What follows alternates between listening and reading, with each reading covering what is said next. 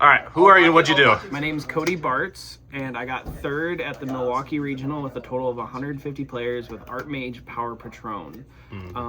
It was super fun. Shout out Patron. This is a really fun deck. It is stupid hard to play, but it's very rewarding if you get good at it. I'll just get into the profile and explain the cards as I go and what I liked and what I didn't like. Shout out my favorite twink, Medius. He is awesome. He's actually really cool. There's a lot of times where you have to use his graveyard effect to play around stuff, so keep that in mind. Sometimes you don't want to waste your normal summon on it if you have a way to extend and like get him to grave, because then it's better. The Power Patron engine, I played a slightly bigger package. I played 3 Terminus because it's the best card ever printed in Yu-Gi-Oh! 3 Pendulum Treasure. I know some people don't want to play as many of these, but it's a 1-card starter that extends out of almost any position. I don't know why you wouldn't play it, and it's a spell card to make non-finito. How many people did you get with the graveyard effect of Portal? Like infinite. It happened like 20 times. It was so free. Read the card, bro. Speaking of reading, and now here's the rest of the problem. 3 Nervetto. This card makes non-finito, and it's just like so annoying. It's just such a good card, honestly, in this deck. And then a bunch of one-ofs, which I'm not a big fan of, but, you know, it is what it is. 1 Shade, 1 Ginordo, 1 Geppetto. Shout out Big Geppetto. Shout out Big. He's my favorite. This card's also broken. I've won a lot of games where, like, I got Fluid or Purliad or something, and I, like, drew 2 into, like, 2 non-engine, and that, like, solved the game for me. And then 1 Vidolium. I never summoned this card today, but I'm always, like, looking for lines to summon it, because it's really funny. But I never summoned it once today. That's the Power Patron. The Medius bridges between the Artmage and the Power Patron. Everything's very fluid, and you have to, like, plan 10 steps ahead. But if you do plan 10 steps ahead, you can kind of, like, it's shiced. Let's see here. And then for the Artmage package, I played 2 Finmel. This was changed. I used to just play 1, but 2 is really good, especially with the 1 Shade, because it just makes it to where you open extenders more often and ways to non-finito more often. And non-finito is really good because you want to set up anti-draw lines before you start playing. This is my favorite card. This is the Owl. Oh, hold on. I'm getting a call real quick. I'm getting a call. Yeah, I'm talking about you right now. No, I got Cody, you. I love you. Thanks for using me in your deck. Yeah, I got it. Yeah. Call me later. Anyway, this Owl is broken. It's so funny because, like, if they imperm or Veiler it, you're almost just like, cool, okay, I'll link it off now, because it's not a condition that prevents you from linking it off or, like, only being able to make fusion summons. It's an effect, which is really neat. This card's broken, and it just, like, it bridges between everything. And then I played 2 of the field spell. Now, honestly, if Cool Tune Degenerates weren't playing this game, you could probably play like 1-1 and it wouldn't be too bad of an issue. But with Cool Tune players running around being like, oh, Q, banish, oh wow, let me pick your top deck. I had perfect information and I still lost the game. You kind of have to play 2. A bunch of one-ups, bro. I don't know what to tell you. And then actual one-ups with the Artmage engine. Littera's broken. Graflair's broken.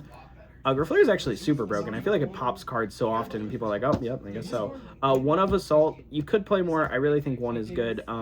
It's good if you can go through this to kind of protect your field spell.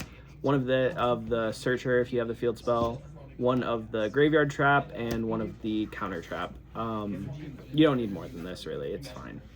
That's the Artmage package, next to the Power Patrons. Non-engine, I played 3 Fua, 3 Eclipse, 3 Crown. Shout out Craig. He let me borrow these for the regional, so shout out Craig Smith. Appreciate it. 2 FNV and 2 Droll. This is 40 cards right here. This is good enough for sure, like to break boards and stuff, and you kind of want spells in your hand. One cute thing you might notice is I'm not main decking Ash. You don't need it. Your Charmy compromises both ways in this deck are really broken. If you get Fluid, you can set up a crazy end board with like 5 or 6 interruptions with giving them 1 to 0 draws. If you get Purliad, you can give them one draw and end with like 4 or 5 interruptions as well. If you know the lines of this deck, you actually don't really need Ash at all. I do side it, and I'll show you later, but that's just because Ash plus a board is really good, not necessarily because you have to. It's honestly more just so I don't get double Charmade sometimes. And then the 41st and the 42nd card, because I think they're good this format, is a Talents and a Called By. It's kind of sacky, they're sacky one-ofs, but like, I don't know. It's just, they feel good against Cool Tune, and they feel good when you're getting hand-trapped a bunch.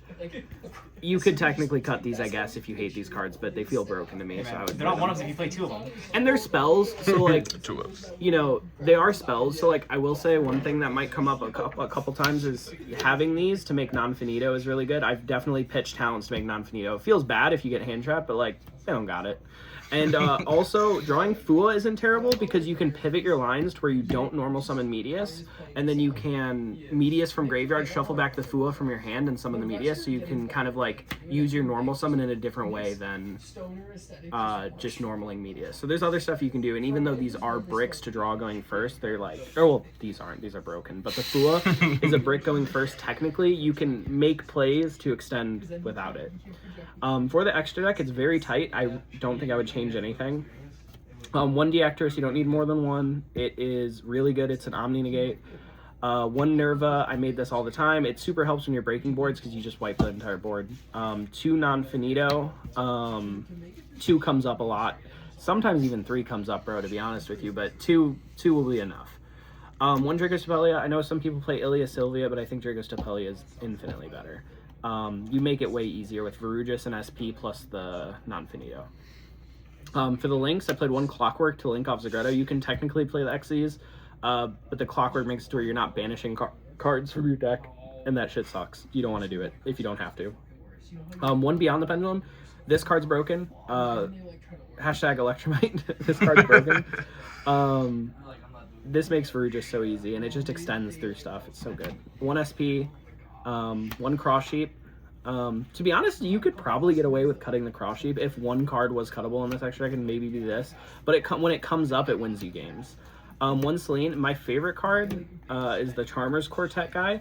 You'll like consistently summon back like Deactress and Littera or Finmill and Littera with the Quartet, and then they can't be super polyed. And with all these branded hooligans running around, God, so gross, branded players. It's super helpful to have a way to not get your entire board super polyed and just slapped. So this is really good. And also with SP Little Guy, this is once while face up on the field. So if you banish it off SP and it comes back, you can summon back again. So it's a really good way to like have recursion going into turn 3 if you need it. 1 Verrugus because you make it with the Power Patrons. 1 of the Synchros. This guy is the only one I would play. He can kind of force things going second, because if you're going second, you could summon the Elf Note guy and use his effect, and it kind of threatens their board because this on summon negates everything. So it kind of threatens them a little bit, so I would definitely continue playing this. FNV targets 1 Albion, 1 Ecclesia. You don't need another target for it. I don't know. Doesn't really matter. All right. Side deck is kind of scuffed, I think, because I was planning on people to be little bitches and play like pre-ban list still and not post-ban list. My deck's completely post-ban list, but I expected people to play pre-ban list because, I don't know, they want to play Draco Tail and get their free top.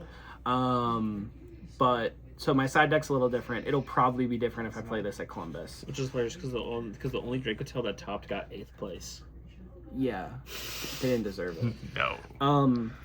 I played 3 Perulia, just in case like VS or like, I don't know. This would probably change going forward for Columbus.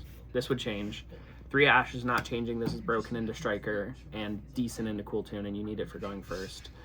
3 Bell, this would not change. Broken against Cool Tune, broken against Striker. 3 Lightning Storm and Duster. These are really broken against Striker and sometimes Cool Tune as well. And then 3 Droplets. I don't think these would change. I think this might change. But otherwise, everything felt good. The siding patterns are pretty easy to figure out, but that's on you, dog. I'm not telling you my siding patterns. But yeah, otherwise that's the deck. It felt awesome. I was told to play the deck by my friend Corey. Shout out Corey. I was super unsure about playing the deck because I think the deck is pretty bad when you actually read the cards. But that's the great thing. No one reads. And we're Yu-Gi-Oh players. So. Yeah, I told him just send it to the moon because no one's gonna read the cards, and also he was gonna have more fun playing it than the other deck. I did have more fun. He was right. Once again, how many terminuses did you activate on people? The graveyard effect. The graveyard effect. It's got to be Once like around? 6 or 7. And what percent do you think are warranted? Almost all of them, to be honest. Fucking I don't neuron think there was like activation. playing around it. Like honestly, like, dude, Terminus is such a good card. But I will say, like, trying to explain this deck to someone, and you're like, yeah, so Terminus just has 8 different dumps and 3 different adds. It literally is like a very complicated card that changes every time with different 5 cards in your hand, because these are your different adds, right? And then you have like 6 different dumps for Power Patrons. You could dump from extra decks sometimes and stuff like that. And so this one card has so many different lines that you can go through that you kind of have to know what your hand looks like and kind of really what you have to do. Like, the lines are not intuitive sometimes. I think this deck is really difficult to play. I made a couple mistakes today, but overall I think I played pretty clean. All right, you got any shout-outs? Yeah, shout out the Shanghai Sharkz. We got 6 out of top 8 at the Milwaukee Regional today. So 6 out of the top 8. My friend Jeremy won. Shout out Jeremy. He's one of my testing partners. Shout out Corey. Shout out Craig for lending me cards.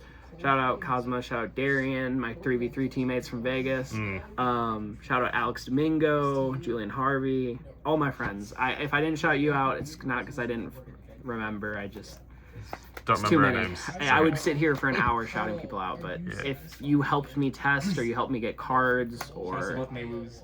shout out to yeah, shout out to my girlfriend actually. She was busy at a craft fair today, so I got to come here. Shout out to my work for letting me get off. I didn't know I was going to be able to come till yesterday. Otherwise, just, shout out all my friends. Thank you.